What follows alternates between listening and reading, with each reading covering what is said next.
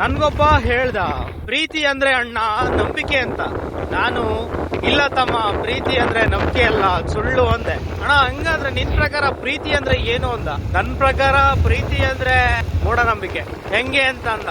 ನಾ ಹೇಳ್ದೆ, ನೀನ್ ಪ್ರೀತಿ ಮಾಡ್ತಿರೋರು ಇನ್ನೊಂದೇ ಪ್ರೀತಿ ಮಾಡ್ತಾರೆ ಅಂತ ನೀನ್ ನಂಬಿಕೆ ಇಟ್ಕೊಂಡಿರ್ತೀಯಲ್ಲ, ಅದೇ ಮೂಢನಂಬಿಕೆ ಅಂತ. ಹುಡುಗ ಹುಡುಗಿ ಅಂತಾನೆ ಏನಿಲ್ಲ, ಹೊರಗಡೆನೆ ಆಗಿರ್ಬೋದು, ಬೇರೆನೆ ಆಗಿರ್ಬೋದು, ಎಲ್ಲಾ ಪ್ರೀತಿನೂ ಅಷ್ಟೇ ಸ್ವಾರ್ಥದ ಪ್ರೀತಿ. ಇವತ್ತು ತಮ್ಮ ಸುಖನ ತಾವು ನೋಡ್ಕೋತಾರೆ ಹೊರತು ಬೇರೆಯವ್ರದನ್ನ ಯಾರು ನೋಡಕ್ ಬರಲ್ಲ.